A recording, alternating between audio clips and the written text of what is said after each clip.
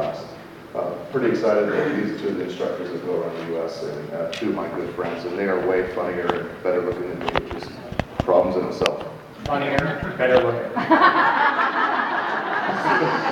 Sorry, I'm excited because he's going to get funnier as he gets older, and I'm just going to get older and smaller. He's got to go 10 years on me, so here's now, it's like before and after shot.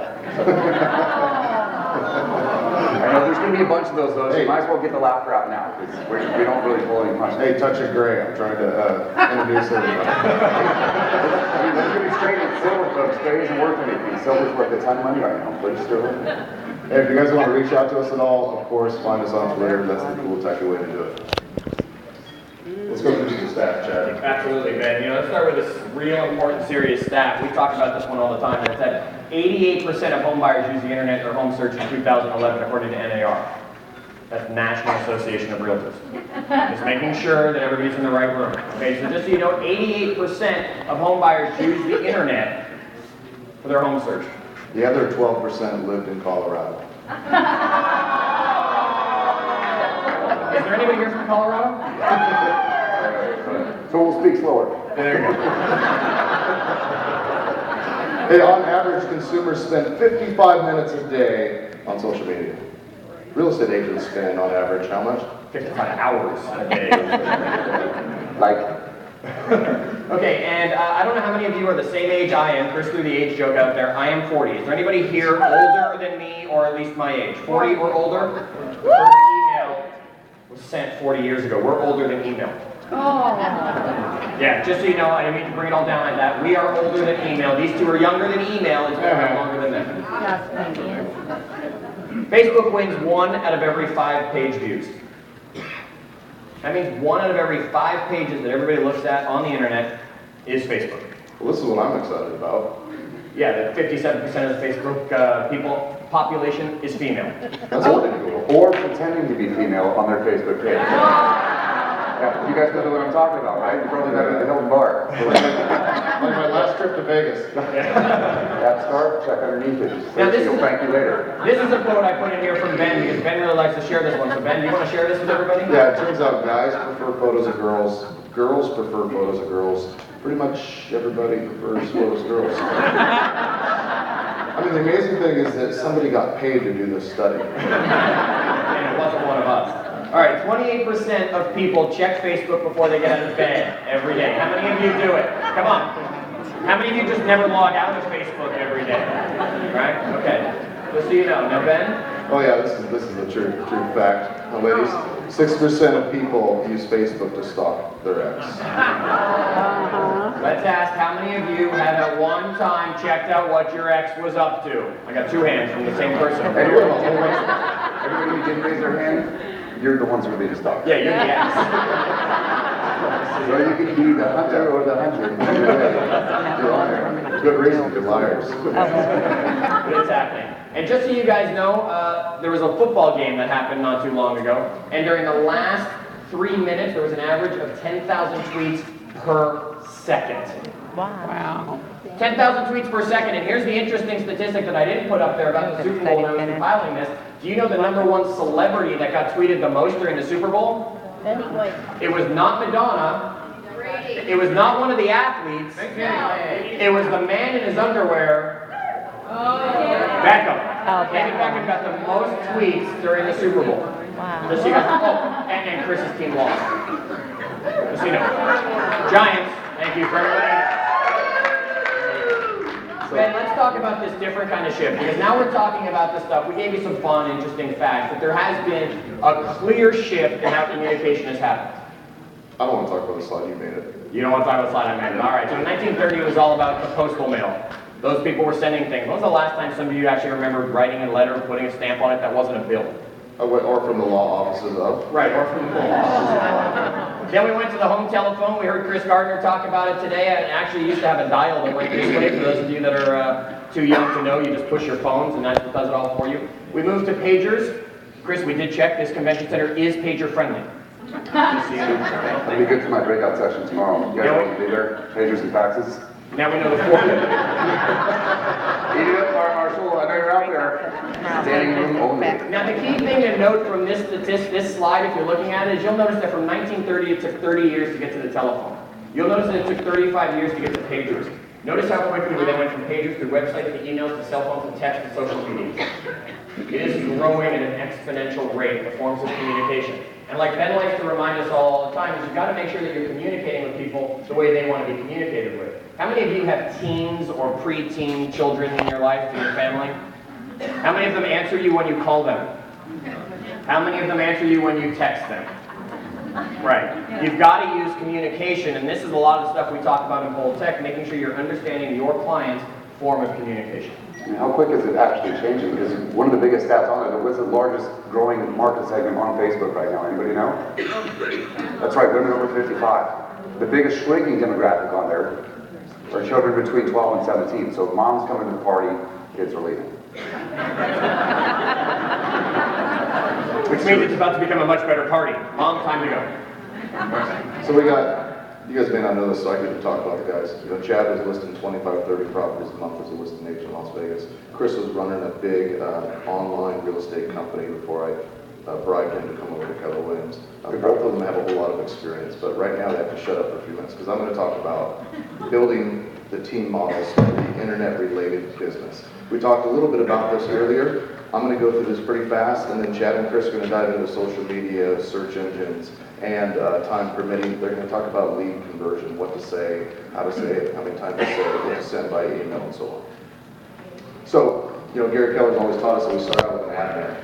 If we can get to 24 transactions, that would be the very first. Whose phone is this? You can answer this on the microphone. Claim it, quick. So you get to 24 transactions, you should be in such a place where you're making about $150,000, $180,000, depending on if you don't live in Nevada or Arizona. In that case, you're going to sell 1,000 transactions before you get your admin. But to get to that point, you hire an admin. The next logical hire is you have more leads than you can work, so you're going to hire a buyer's agent. As you start building out your buyer team, hopefully at some point you're hiring a listing specialist. You see those little silly numbers there? My rule for me is for every extra 30 leads I can generate a month, that's one extra buyer specialist for my team. So if I can consistently generate 30 extra wet leads a month, I will hire one more buyer's agent. Next one is listing specialist 80-20. You don't have to pay listing specialists as much as you do buyer's agents. You can use salary. Like my listing specialists are $2,000 a month salaries with bonuses on every single closing, or they're at a much smaller split. So this is kind of the traditional way you kind of get to the 7th level, which is the last box there where you replace yourself. Now, here's kind of the way my team worked prior to 6 months ago. It was me, I had admin, I had my buyer specialists, some of my buyer specialists managed other buyer specialists, I've been listing specialists, some of them managed my other listing specialists, but we hit a plateau. If you want to build a house big enough to fit you and your long-term goals, you got to build a foundation wide enough for you to build a tall enough building. Most of us build businesses on a small foundation, so when you get to certain levels, you fall apart. And it's natural, we all do that. Well, I built a business that was made for 150 transactions. That's why I went 2 years in a row doing 150. It just wasn't built in such a capacity where I had enough leads or enough team members to go to the next level. We changed it, we got to 280, we changed it, we got to 520. Now our goal for next year is simply more. But I don't think that this model here is what's going to get us to more. So real quick, couple of things you can do. I just want to walk you guys through this. Some of you guys are in the class earlier today. But one way to do it is pods. The reason that pods could be extremely effective for you is, let's say you live in Seattle, but you have the ability to generate leads a half hour, an hour north. You don't want to spend your day driving up there to meet your buyer's agents, to hold them accountable and do all those things, but they still need accountability at a local level. So what you can do is hire a pod leader. Pod leaders are paid based on the number of transactions those individuals do. On my team, it's done based on the average number of transactions somebody does. So if you have 4 members of your pod, if they average 4 total transactions that month, they get a 5% override. If they get to the point where they're averaging 2 transactions, they're going to get a 10% override. If they get to the point where they're averaging 4 transactions or more, they get a 15% override. And that's actually pretty good, because that ends up being a business that they get paid with no expense. I pay for all the leads, the admin, everything. Their only job is to do the accountability meetings every week. And my vision for our team is, how do I put 50 of these pods around our little rainy state of Washington and allow us to grow? The next model is probably the most exciting thing that we've done, is adding showing assistants, and it's something that we sat back in the audience and said, Gary, you're wrong, I could never work in our business, blah, blah, blah, blah, blah, and it turns out, once again, he was right. So what I found is the buyer specialists, if they're good, they're gonna max out somewhere between 30 and 40 transactions a year. Now, you always find the anomalies where they do 40, 50, 60, 80, or 100, but it's very, very rare. They're very hard to find. The reason that they max out of that, because they do such a good job converting leads, that they spend the whole rest of the day driving people around, and they just can't get past it. They're handling transactions, they're doing the junk, and so on. The next logical step is creating a showing assistant. The showing assistant's job would be, let me back up, buyer's agents. They call the leads. They say, buyer, please come into the office. Buyers come into the office, they sit down at the conference room table, they have their showing assistant with them, they go through their buyer consultation, they get them to sign the loyalty agreement. They say, by the way, I've selected 8 homes for you to view today. Chris is my showing assistant, is going to go out and show you homes. When you're done, I'm going to talk to you and see if any of those homes are something that you would like to live in, where we can make an offer, negotiate, and so on. While Chris is out showing those people properties, we're sitting back in the office trying to generate the next appointment for another showing assistant, or for ourselves, or for them the next day. And what that does is that frees up the buyer's agent's job, the talented buyer's agent who's really good at conversion. And you can see buyer's agents, well, we heard it earlier in our panel, where the guy was getting 10 or 12 transactions a month as a buyer's agent when they've always capped out at 4 or 5. So they end up having a much bigger life, making way more money, having way more time, which is pretty exciting. Then with the showing assistant, what's that personality sound like? Because I mean, everybody wants to start out the show, but probably one of the biggest questions we always have when we have a showing assistant, like, where do I find that person? Is it a new agent? Is it another agent who's just not getting it done? Oh, good question. So where do we find them? We got a whole class on recruiting talent for our team, but your job as professionals going forward is going to be finding talent. Everywhere you go, I want you to find talent. We hired a girl, every time I came to the espresso stand, she knew my name, she knew what I ordered, she said hi, she knew the people behind these names. It was perfect. I said, you should come sell real estate because I'm giving you $1 tips. I'd like to give you a $7,000 tip. She comes, joins, first year, sells 26 homes. She doesn't know that the market's bad. She doesn't know that that's not natural. And you see that time and time again. Brand new people from a variety of businesses come in. You don't necessarily need experienced agents to do this. Another thing to point out is many people will start as showing assistants, and they become really great agents. They'll move into the buyer's agent's capacity while they're being trained by one of your buyer's agents, so you don't have to do it. Anyway, the compensation, somebody asked us earlier. You can do it a variety of ways. You can arrange the compensation so it pays between 5 and 25% per transaction, where your buyer's agent picks that out. Our agents on our team voted to do a flat 15%. So every time they close a transaction of the buyer's agent's commission, they get paid 15%. I never negotiate on my 50. My 50 is static. That's how I pay bills. That's how I live. They can negotiate whatever they want with the showing assistants below. But 15% should get them to somewhere between $750 and $2,000 bonus. If they get to the point they're doing 4 to 8 transactions, they're making a pretty good life. They're having, $100,000, $150,000 a year. And you get the type of people that really like driving buyers around and like asking about your kids and your family, what do you do for fun, and all that kind of junk that I vomit too. But they're good at that. They love driving people around. The problem is they've never liked making a cold call. They've never liked really pushing the people for the appointment. They haven't been aggressive. Doesn't mean they're not great agents, so they can be a valuable part of your team. They just have a seat on the bus that they like to sit in. Until they change that mindset, that's probably where they're stuck. Then 15% of the gross or 15% of the buyer specialist? Good question. 15% of the gross or 15% of the buyer's cut. It depends on your price point, right? If you have $1 million homes or $500,000 homes, you can probably cap it out. Keep it in your head is, how do I on average make my showing assistants $1,000 a closing, right? Okay. The really cool part about that too is that you're showing your buyer's agent essentially how to start their own business. And what was the biggest problem? You had a team, your buyer agents would leave because they go off to start their own business. I mean, if you step them out, give them a showing assistant, and now they're paying that person to get a bit more ownership. So you get a better mindset. I would say that's probably the big aha. Is you get people and they're talented and they're selling 30 or 40 homes and they start thinking they can go off and do it on their own. Some of them do, most of them fail. So you have to create a world big enough for everybody to live in. One of the ways to do that is say, you know, you're a valuable member of my team and I love being in business with you. How about I start building your business and you can build a team within mine? And what I'll do is I'll provide you all the leads, I'll do all the accountability, I will provide all the admin and marketing and so on, and you can build a team, as many showing assistants as you want. Interesting thing is you have listing agents, they can start hiring listing assistants too, where you're paying them only a 5 to 10% override on listings. And they're the ones dropping off the flyers, installing the lock boxes, taking photographs, and so on. It gives your agents that have more talent, more skill, more time to do what we all get paid for, which is convert change appointments. I'm going to let Chris take a swing at search engines, and then Chad will drive us through social media, and they'll be bantering back and forth the entire time. We've been instructed to banter back and forth, I guess. So normally when we build these classes, just so you guys have a little, I'm going to give them a little insight to what it's like working with Ben Kinney, just so you know. We sat down last week and we built this class, and it was brilliant. It was fantastic. We had amazing information what we were going to share on you. I walked by the hall before and I was like, oh my gosh, he's using it in another class.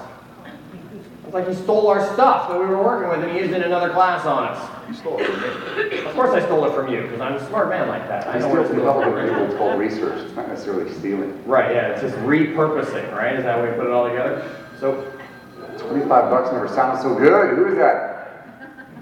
get her! Oh, she looked around too. That was good. White tomato black stuff. That's what happens when you eat carrots at that group lunch y'all skips.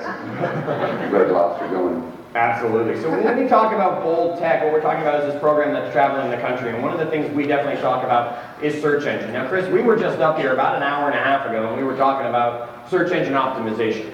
So why don't you take everybody through? How many of you were in our session at 3 o'clock? Okay, so Chris, you can't use the same stuff. If I say it backwards and change How the many people syntax. weren't? Yes, Which if is you a great say way it to backwards, you'll be good. So talk a little bit about search engine, and one of the things that you found doing some research was? Oh yeah, Facebook is the top search term that's out there. I mean, as real estate agents, we're all small business owners, and you've heard enough about the internet this whole week, probably to make you sick. But you need to hear it over and over again, because it's not going to stick until you hear it over and over again. Same thing with search engine optimization. It's something you need to be taking a look at over and over again. And we'll say this a lot about tech, about coaching, about anything with the internet really. It is not liposuction, folks. This is us. You have to do it every day. And it should hurt a little bit. It's like, oh, I really don't like looking at my analytics. I really don't like doing the keyword search. Of course you don't. It's your first time. If you did it great your first time, everybody would do it. This is a good way to thin out the herd a little bit. And you need to set up a system where you're continually looking at your websites, continually making sure that you rank. The good news is that you're already doing this. You're doing this in every single real estate board that you have out there. So just, we said in the previous class, your website is your first employee, folks. Congratulations, you're a team already. You just have to make sure you keep an eye on that person so that they're working for you, actually creating money, and not just stealing staplers and Post-its when you turn your back, which is what it's like to work for Ben Kinney. You just constantly get off sometimes. So let me ask you all a question while we're going on this. How many of you use Bing to search with? I asked this in the last class. Okay, how many of you use Yahoo as your main search tool? How many of you use Google? It's a Google screenshot, thank you. We're Chris? talking about that last week. I mean, the only folks who Yahoo stuff now are cowards. Everything is Google. We take a look at the screen that we have up here just to give you a little geography as far as your hero page goes, and that's just a really short term. This is what people take a look at when they come on your search engine. Most folks don't scroll down. Let's just face it, you don't scroll down, so take off your realtor hat for a second. I know it's fantastic to have number 13 ranking, but if you're not in the top 4, people aren't seeing. If you see where the blue arrow is on the right-hand side, this is the organic search that's broken down. It's actually giving you the index sites that attach onto it. I think that's KW thing we're using. It is. So why is it so important in the first place? Number one, because we like to win. We like it so much we say it twice in our company motto. But also because we have the best odds there. We know that if you place first on the search engine, we'll use Google as the example here, you've got 36% of people that come online are going to your website. That's great. A lot of folks will say, well, 36%, that's okay, but you're spread out a little bit more. The second place is less than 11%. Third place is less than 2%. So that means you're dropping. I mean, bronze medal used to be pretty cool when the Olympics came around. Bronze medal is less than 2% now. You folks aren't even on the podium. You get the participation rate, bless you.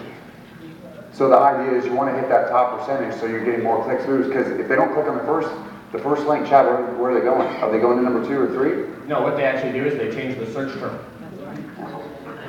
I just heard a whole bunch of, oh wow, right, ahas just happened in the room for some people. If you're not number one, odds are they've gone and they've changed the search if it didn't work for what you were looking for. Think about the last time you searched for something. If it wasn't number one, you probably changed it.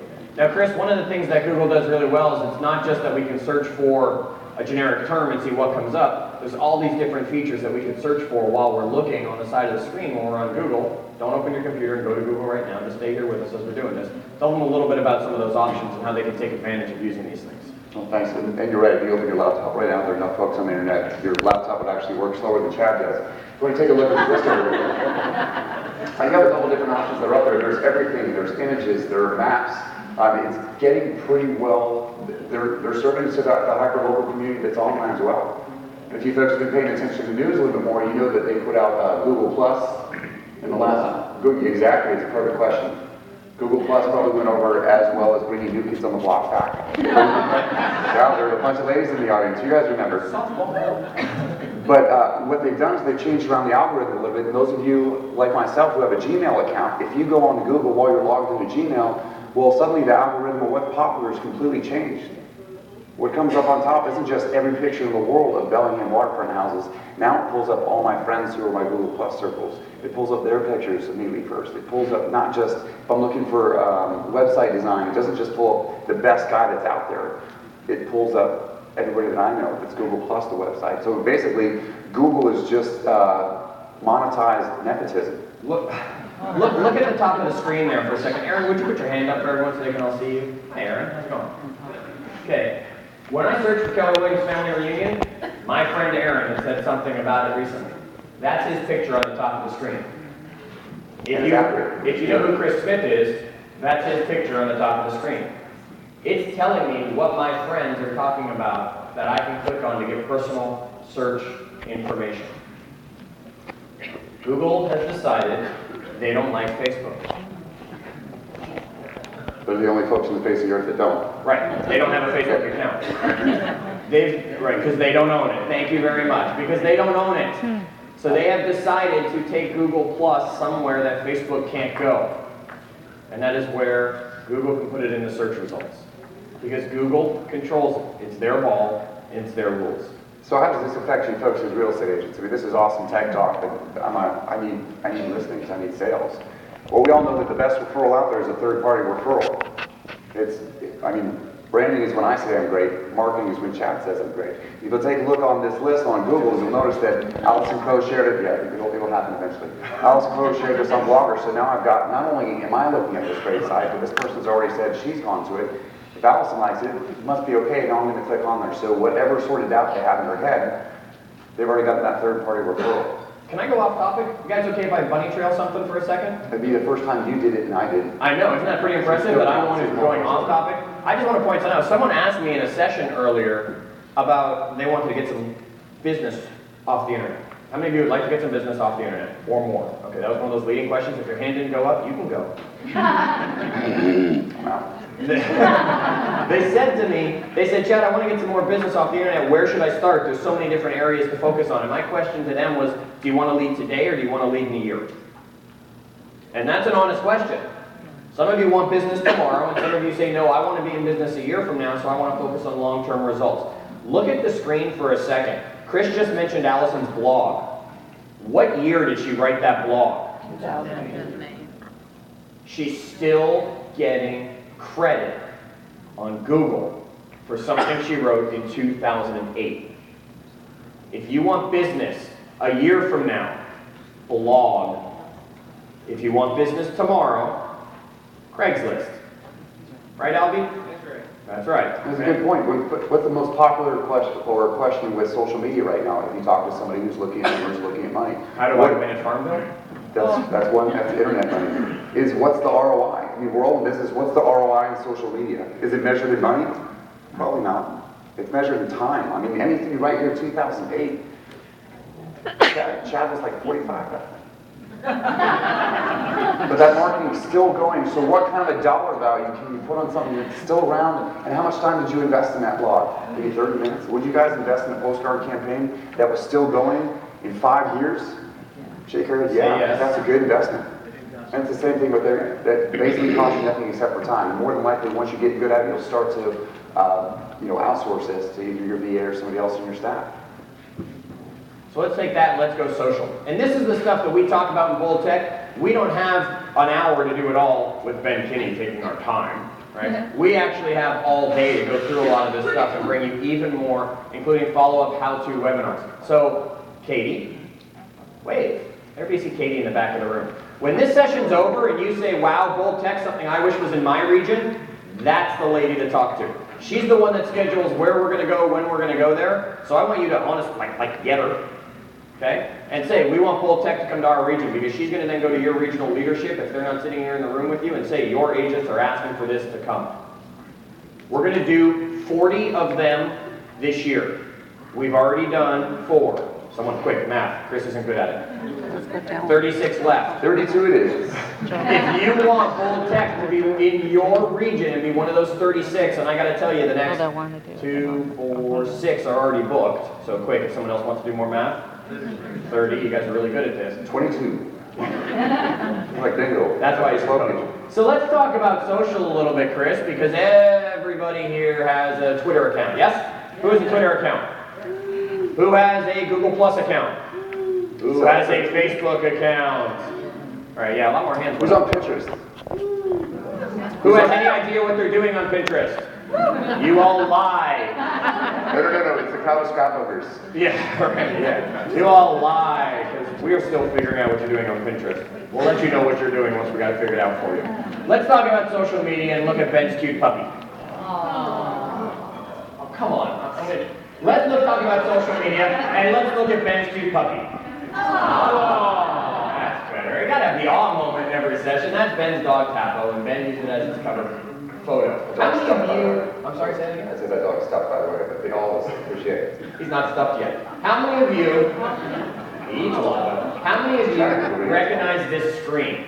How many of you have timeline going on your Facebook page? Hands down. How many of you do not have this yet and you're still running the old Facebook layout? Okay, get used to it. Because Facebook can change the rules whenever they want, the way Google does, and we are going to what's called timeline, which is this new thing, which gives you an amazing way to document your whole life. On Facebook, forever. Your kids, and your kids' kids, and your kids' kids' kids. Yes, I can put on Facebook the day my daughter was born, and I can put highlights throughout her life, and forever it's always going to be there, it's always going to be documented, as long as Facebook lives and Facebook stands. This is the timeline I want you to understand what we're looking at there. It's your personal profile. You have to have one. I was going to ask a question, but I don't want to put anybody on the spot. Do it. No. The last day, you guys are okay with being on the spot. You're pretty much exhausted. We've just been through 3 days. We can throw just about anything out there and you raise your hands just to get this thing moving forward so you can hit the hill. See, you guys can stand for the hill. We got to take it. Yeah, all right, let's Like go. auction off an iPad or an hour with Ben. Ooh, let's go. This is the new definition of purgatory, really. North side, Ben's class, south side, free iPads. Yes. You do. There's all the frozen people in the hallway. No, which way to go? No, you can't do both. All right. I'm not going to ask you because I don't want to put any of you on the spot. How many, I can't say without question, I got to rephrase it because I so much want to ask you. If you have more than one Facebook account because you've decided to build one for yourself and you've decided to build one for your realtor personality, you have violated Facebook policy. Yes, I am telling you that now. Close it. Stop it. You're doing it wrong. That's not what Facebook's all about. Facebook is a place to build relationships. You do it through a fan page. Fan page, business page, whatever term you want to use, they all get thrown around. This is how you're going to brand your business. There are 2 types of fan pages. We talked about them in Bold Tech in detail. There is an unbranded and a branded. Chris, tell them the difference between an unbranded and a branded fan page. One showed Brandon. It's going to go good. I see it's British accents you guys would buy, because anybody with an accent can sell just about. That's why we all listen to Bruce Hardy. There you go. Yeah. I'm that guy on QVC with awesome sweater. You stole from Mr. Huxley. What? You digress. Keep going. Branded fan page versus a non-branded fan page. He's right. He summed it up for you nice and easy. It's got a logo on it, gang. Your branded fan page, everybody knows it's all about you. That's Ben Kinney Real Estate. Whatever it might be for you, whatever you want to call it. This is your unbranded fan page. You have no idea who's behind Whatcom County. You don't know that the 7,000 fans, the last time I looked at the page, were all answering to Ben Kinney. You don't know that he's the guy behind it. You know that you're going to learn all about Whatcom County, and that you learn that you can search for homes while you're there. And guess who gets the leads? Well, no, you, because it's going to be your unbranded fan page. What is You're all sending that? your leads to Ben Kinney. It's awesome. We just created the ultimate leverage. How many folks are in the bed? We have 300 other sites. I just franchised Ben around the country. I love it. Let's talk numbers. These are the two things that are out there. I want you to understand something. 98% of interaction comes from your news feed. What does that mean? That's this thing. I'm going to go back, write that down. 98% of your interaction comes from the news feed. What's the news feed? That's this thing. I'm going to go back so you can write it for those of you who are still slow. There's some of you that still see scribbling. All right, 98%. We don't need Kristen, we need to worry about math on this one. Comes from the news feed. The news feed is this thing. That's what you see on your page as things go scrolling by all day long. That's where all of you who post wonderful information go by on my page. Can I tell you something? If you're that person posting the photo of a quote, you just got unfriended by Chad. So it's kind of a win-win for everybody. Right. If you're looking to get offline, that's how you go about doing it. Those of you who are posting a photo that just has some inspirational quote on it, thank you very much. Have a nice day. Tailored on there. Say again? Get tailored on the bottom. Yeah, Albie getting a little love right there, huh? Albie's getting his pants all fixed up. You can see it going by. So why do you bring that up about the traffic that's on for your fan page? Are you saying I shouldn't spend 3 hours putting together an awesome design for a fan page? I just need to have good content? Bingo. She Okay. said that in British accent. Would you better? You want to do it again? No. Okay. It's all about having great content. That's what Facebook's about. Putting out the great content that people want to engage with you on. We'll talk a little bit more as we keep going about how to do it. Here's the way to show up higher. This is the thing to quickly scribble or take the photo of. This is the way to show up higher.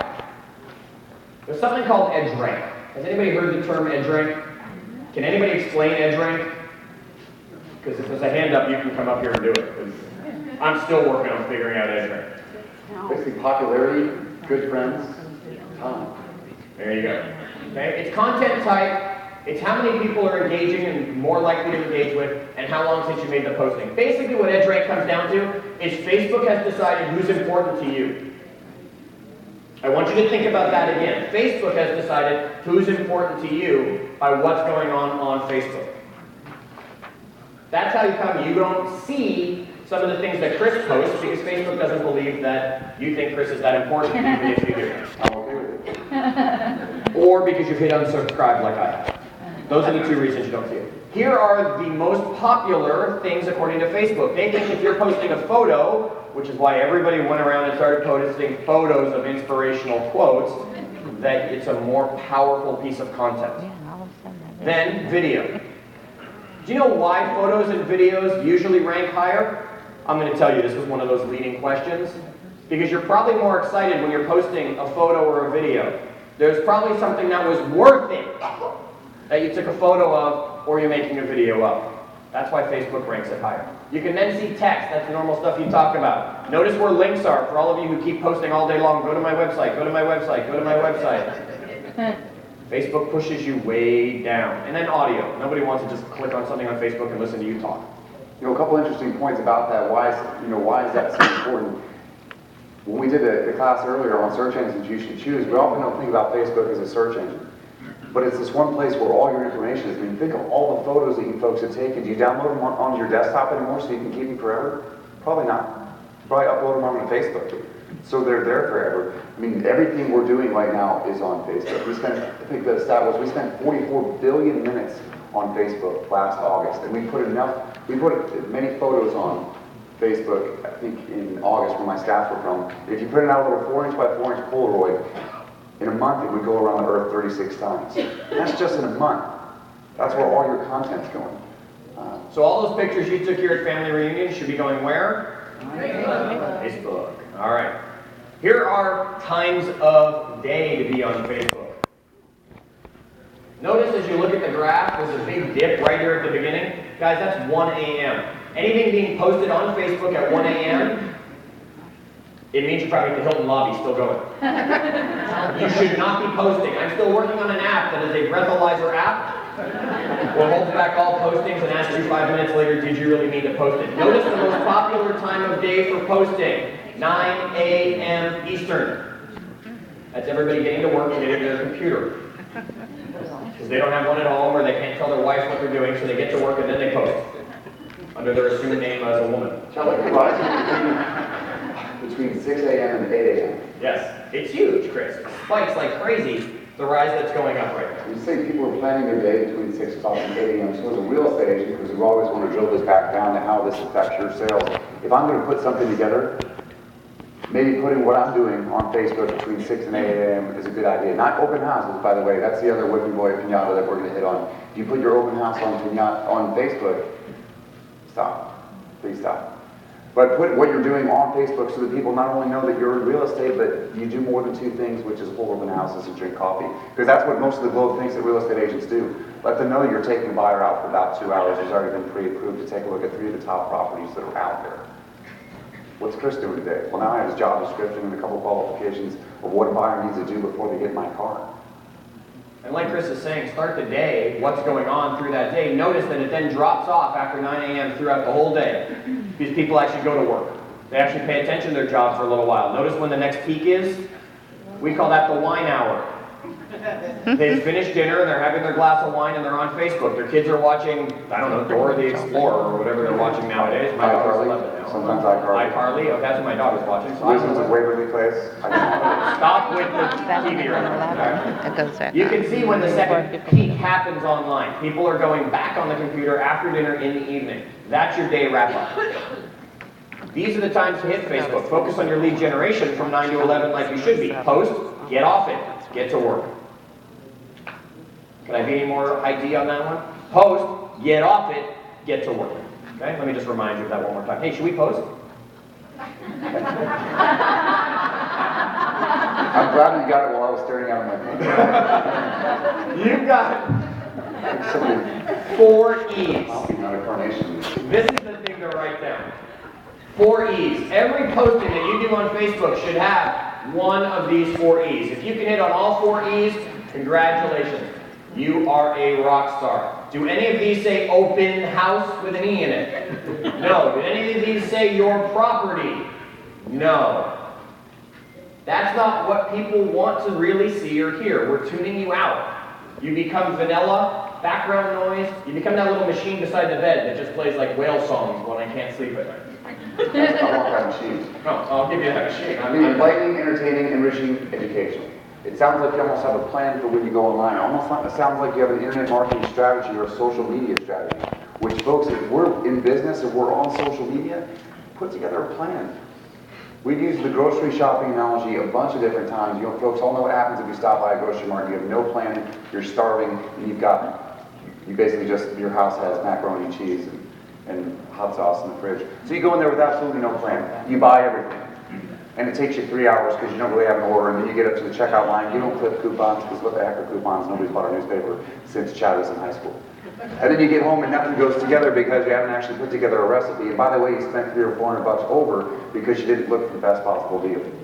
But if you go back to the grocery mart, you have a plan, you have it mapped out, you clip coupons, you have recipes built out, you spend a half hour in there, you can feed your family, you don't have to go over and borrow Chad's hot sauce, and you've gotten stuff done and you're purposeful about it.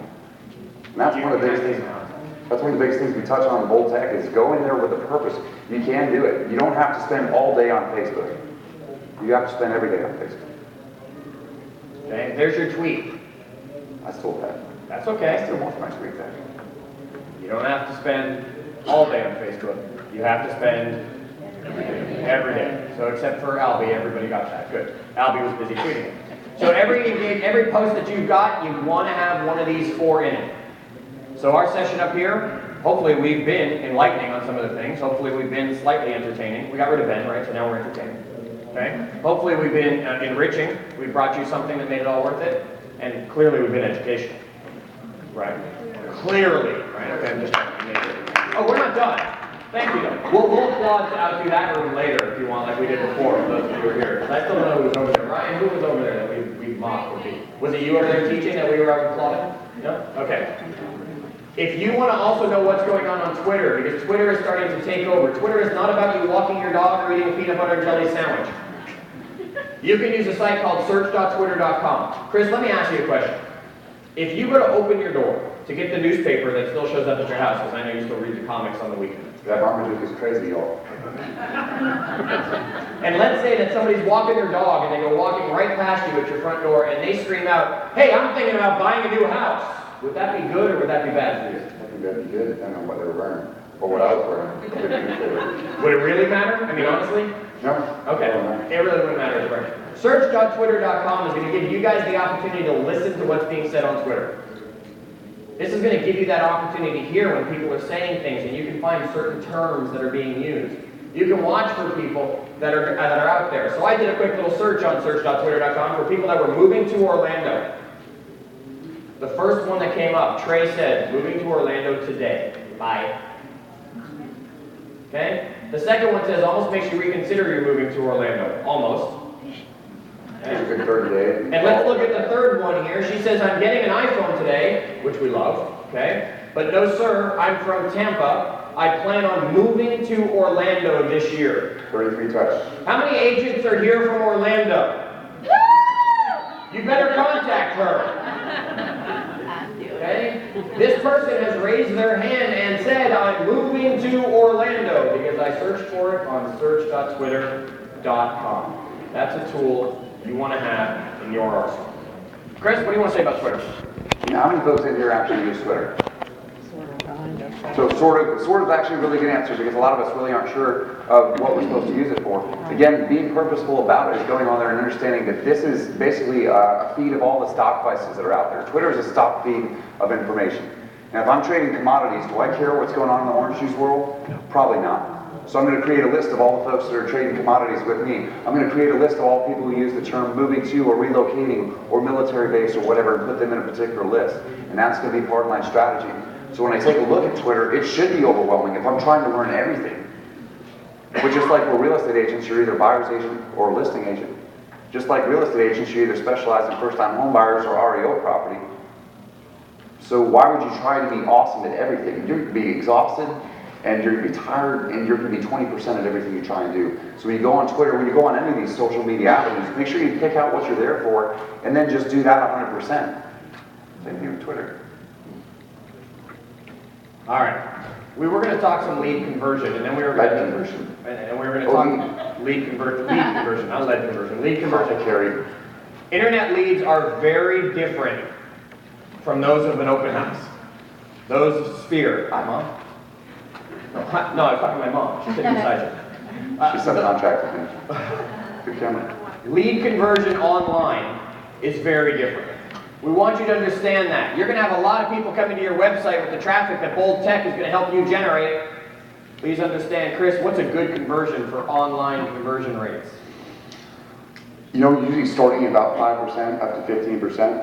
Here's why I caution you from using those numbers as a benchmark, is these are based off averages of every other agent that's out there. And if you're brand new in real estate or brand new to lead conversion, you can pay attention to the numbers, but wait until you've done it. Give yourself a benchmark of about 60 days, because that's average. You don't know if those folks are showing up at the office at 10:30 with a latte and they're just picking up, and they really don't have the skills. They're not practicing the scripts we'll teach in Bold Tech. They're not being efficient about it, and it's 5% average. If you're looking for a new part of your business, why would you want to plan to be average? I worked with a number of different agents that were closing at 15%, and here's why: because they knew the inventory better than anybody else. They leveraged out what they did every day by sending out emails and photos.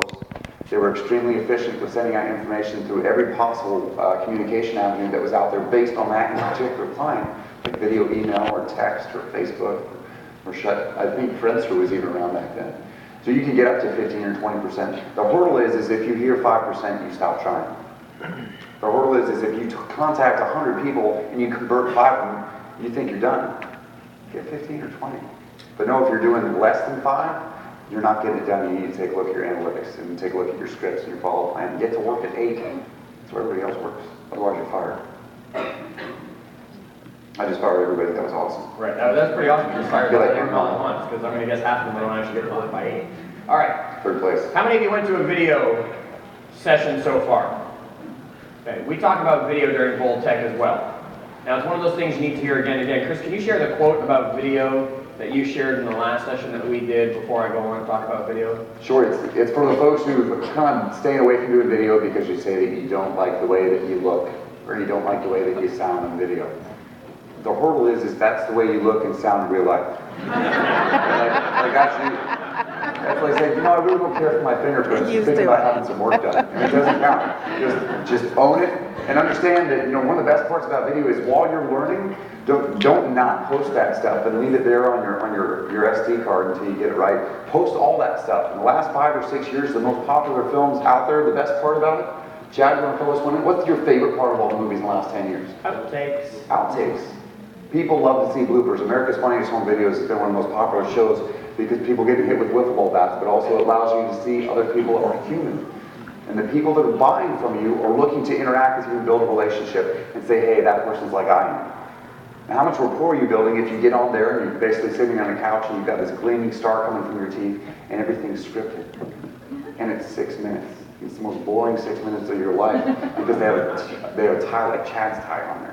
Oh, this is a good tie this time. You got to see some of the other ones, trust me. If you want to get unfriended from me in real life, wear this tie. I'm being insulted all over the place. Let's talk about video really briefly for you. You've heard some of these statistics. YouTube uses the same amount of bandwidth as the whole internet did in the year 2000. Wow. I guess you haven't heard that stat then, because I shot a whole bunch of wow. Boy, you're going to learn the rest of this. Yeah, YouTube uses the same amount of bandwidth as the entire internet in the year 2000. YouTube gets 4 billion video views a day. That's billion with a B, people. Okay? I'm just waiting. Some of them are quickly scribbling before I tell you the next piece. And that's going to be the rule of thirds that we want you to learn. Notice, I had some fun with this. We drew a line down the video of Liz, and I got to put one right to her face. It was perfect. Oh no, you can tell her I said that. You can see that we did a perfect video with this one. You can see that we split the screen into thirds, and that we've left 1/3 that she's not in. One, it gives us the ability to add things like annotations, which hopefully you heard about in some of your other video breakout sessions. Second, it's no longer that crazy mugshot of you staring there, looking at the camera, with it inches from your face, not moving anything except your lips, and not even blinking, because you're petrified making the video. Well, some real estate agents that put videos out there look like they just got caught on cops. You're getting your photo taken. Or it's the guy who probably will be the sequel from CSI just sitting there. Hi, my name is Chris McNamara. I sell Tallahassee condos. And the camera's always pointed up so you can see inside the nostrils. Awesome. Good marketing. Point your cameras down. Yes, on that note. Use the rule of thirds when you're making videos. Stop holding it flat. Flat is boring. Come at it from a slight angle, sit off center, whatever it might be. Put something behind you that's going to keep me looking at it. I said in the class earlier, and I will find the information so Chris doesn't believe I made this up, the average attention span of Americans went from 15 minutes to 10 minutes to 7 seconds. It's pretty cool when you see NBC's lineup for next season. It's just a series of 7-second shows. You can see in this video by Liz, right here, she's got the trees in the background. The trees are moving. That's giving you something to keep you distracted, focused, and moving back and forth between Liz and the trees. Notice Diana when she does her power-up videos, because I know you're all watching the power-up videos every morning. When you watch them, you can see the traffic out the window on one side of her. It's keeping you focused. When your eyes pull away from Diana and see the cars go by, you're still hearing, and then you look back to her. Do you think she's doing it by accident? No, we've got a great crew of people down there that are putting all of that together. So remember the rule of thirds when you're putting together a video. Okay? So there's the one that they probably weren't sharing with you in the other sessions that we can give you here today. Now, we have got just a few moments left before, and I love saying this, family reunion comes to an end for the day. Can you guys believe that you've just made it through 3, maybe 4 if you were here on Saturday for the extra stuff, days of amazing fire hose information. It's just amazing, hasn't it been?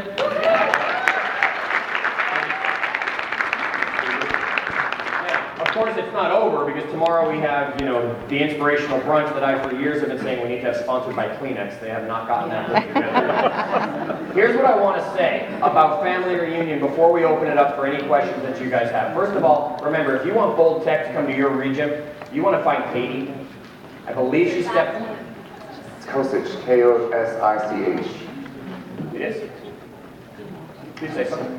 She's either out there, or you can go to mapscoaching.com, and you can then click on bold, and you can click on bold tech, and then what you can do is you can submit, say, we want in our region, we want in our region, or just run to your leadership and tell them, you guys have to contact them about getting bold tech to come to our area. We'll find us on Facebook. Or find us. Yeah, you can contact just Chris or myself on Facebook or Liz. Here's the thing I want to tell you. If there was a session, whether it be this one, whether it be any session for the last 3 days that really blew your mind, you thought the presenter was amazing, you said, I could listen to that person all day, okay, whatever it might be, you need to tell Keller Williams. That's how they decide what's going to happen next year. If we don't get feedback, I'm on the Family Reunion Planning Committee. If we don't get the feedback from you guys, we just throw the same people out there and hope that it works again. So the evals that are out there are really for a purpose. I want to hear some questions though. I mean, we covered a bunch Yes. of stuff. For bold tech, there's probably about nine different columns to the power plan that's going to hold up your business. And each one of them looks even more overwhelming than the next. The good news is, so you've got a bunch of work ahead of you. The even better news is we have a roadmap to do it. All right, so for those of you that are running to the Hilton lobby, thank you. For those of you who want to stay and listen to questions, here we go. For those of you who want to ask questions, I've got one lady right here. The rest of you, if you want to go to the mic, that'll make things a lot easier for us so everybody can hear your question. I will repeat this one because you're just right here. No, I can't right here. And there's Jack, 30 seconds. The difference really is just going to be a platform. IMST is going to be a webinar that's over the course of, 16 weeks. Bold Tech is going to be an 8-hour class. That's going to give you everything, and we're going to have 2 follow-up webinars on it. So it's almost like a medical school and a Vegas weekend, is what we like to call it. All right, let's go to a question here. We still got a few moments. Yes. Hi, I'm Tracy from New Jersey. Hi, Tracy. Tracy brought the lights down. Awesome, Tracy. I followed your tip of using search.twitter.com, and I found somebody in my area that was moving to my town, and I contacted them, and all they did was tweet out, what is this, a spammer? Okay. So is there ways that we can contact that can avoid that, or what I did do is I answered back and said, no, I was just trying to reach out to you to give you, help you or whatever. That's a great question. Let's go with a bold law. I'm going to start it, and we're going to see how many of you have been to bold and can finish it. Come from? Oh, Diana's got to be loving that right now. You got to come from contribution when you're doing that stuff. So if you find someone who's tweeted out there and moving to Orlando, you can't say, hi, I'm a realtor in Orlando, let me sell you a home. You got to come from contribution, and you got to say, well, when you get here, don't forget to check out this restaurant. Have a look at this park. Hey, if you're thinking about school zones, check out this website so you can look at it. If you've got kids, all of a sudden you've built that relationship. Facebook and Twitter don't get you business, they get you relationships that get you business. Okay? Yes? Steve Condorellis, Nashville. Hey, Steve. Right. Hey, new coach.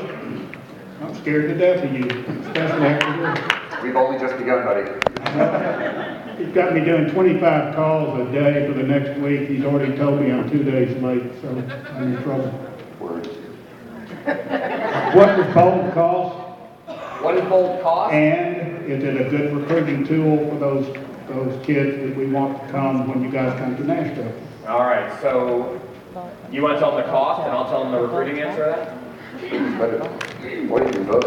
All right, I'll do both. The class is $99. It's a one-day live event with 2 follow-up webinars. The reason we do it this way is because if I asked you to post a Craigslist ad in the middle of the class, how many of you could do a Craigslist ad in under 5 minutes? How many of you would take a half hour? Right, so I can't have that in the class because the 5-minute people are going to get frustrated and the half-hour people are going to be crying.